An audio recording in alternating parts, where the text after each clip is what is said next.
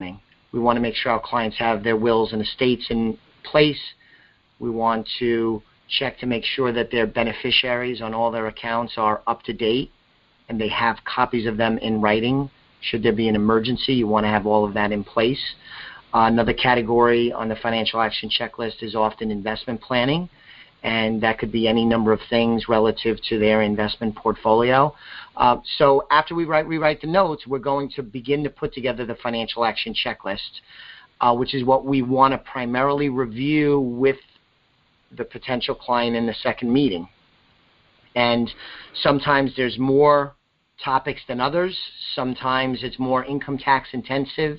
Sometimes it's more investment intensive. Other times more financial planning focused. That's okay, but we're going to put that together, and that's the first thing we really want to go through when the client comes in for the second meeting. So it's more of an action checklist. Yes.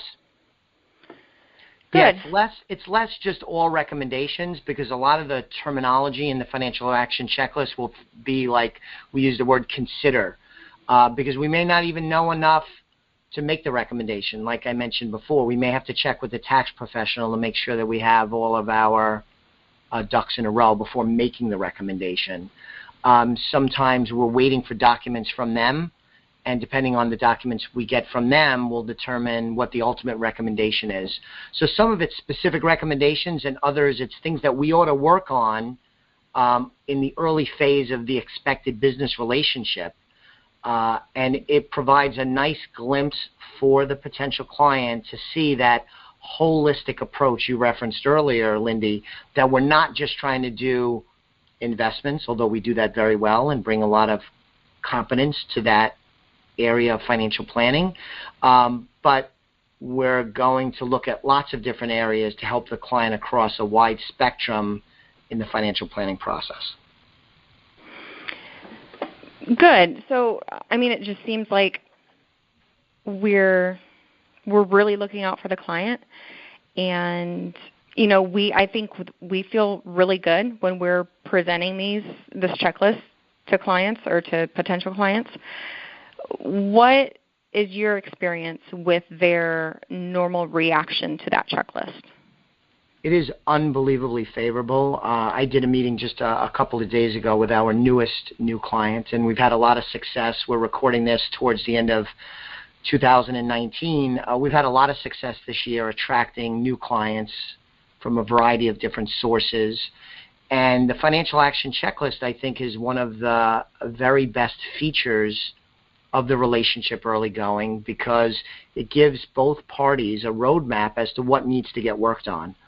And by putting it in writing in that way and discussing all of these different categories and the items within each category up front, it really sets the stage for a productive business relationship, because when we do our first review with the client, we're going to pull out the financial action checklist and we're going to say, hey, we were able to do this, we were able to do that, we considered this but ruled it out, we thought about this but this year is not the right time to do it, that's for a year down the line. We'll go through that financial action checklist. So people really like it, and if they've had experience with other advisors, and many times they're coming to us looking for some type of an improvement, they really, really appreciate that. I mentioned this meeting a couple of days ago.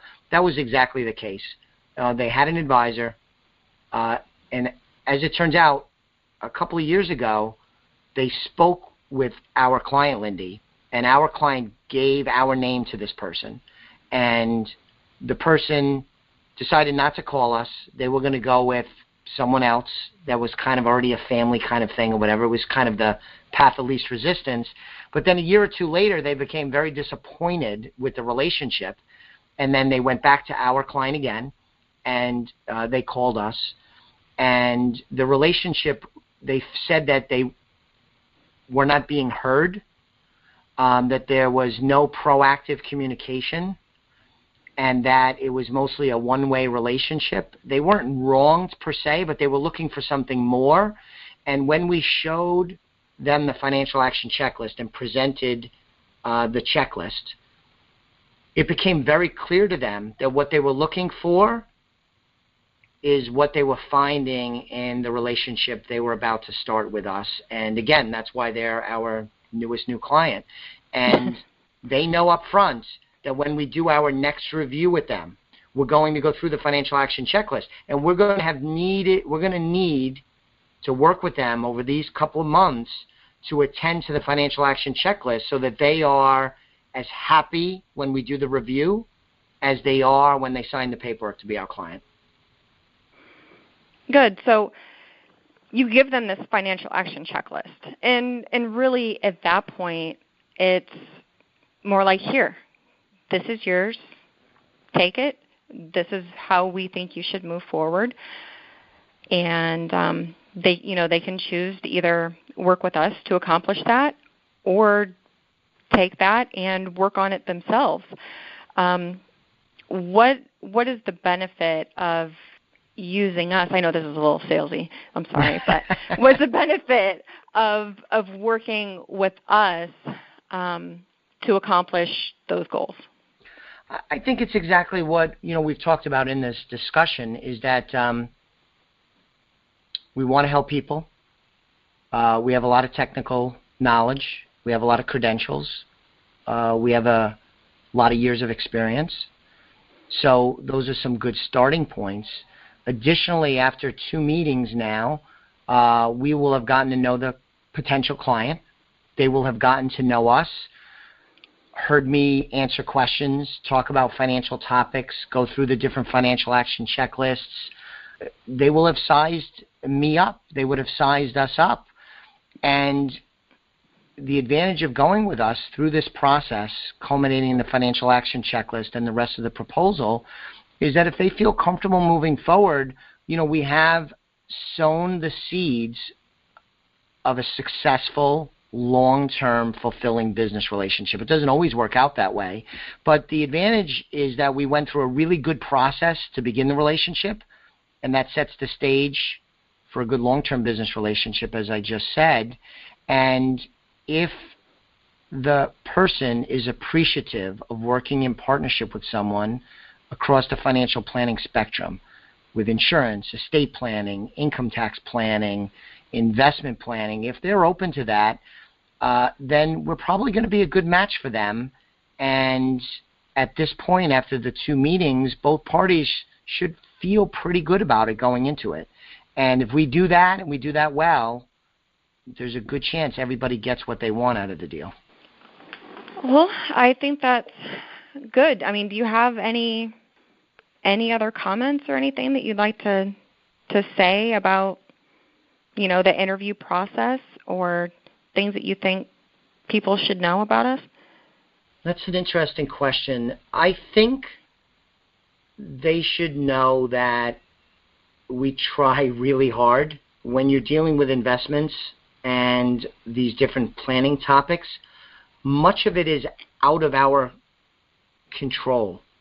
When you're talking about insurances, of course you want to get as much insurance as you can, but there are budgetary constraints. But if we knew when somebody was going to pass away or become disabled or need long-term care, the planning would be much easier. But there's so many unknowns and so many things that are outside of our control. We are sometimes judged harshly. It's the nature of the business. But what I would want people to know, if you're listening, is that we care a lot, and we try really hard to use our integrity and technical skills and our system of regular communication with clients to, as much as possible, increase the chances of successful outcomes and decrease the chances that mistakes are made. So I think I'd probably leave it there. Okay. So I think this was great, Linda. You did a great job. Thank you. You're pretty good. You're like Larry King or Barbara Walters or something like that. I wouldn't go that far. For Larry King or Barbara Walters, for that matter. So listen, for people that are out there, if you haven't subscribed to the Simply Financial podcast already, please do so. Lindy and I would love that.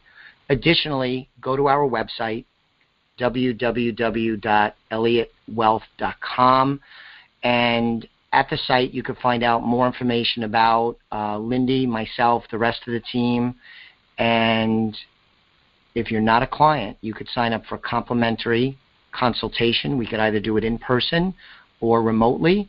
And if you're not a client of ours already, we would love to speak with you. So thank you very much for listening. I will be back with you on the next episode of the Simply Financial podcast very soon. Thank you. The views expressed are not necessarily the opinion of SagePoint Financial Incorporated and should not be construed directly or indirectly as an offer to buy or sell any securities mentioned herein. Investing is subject to risks, including loss of principal invested. Past performance is not a guarantee of future results.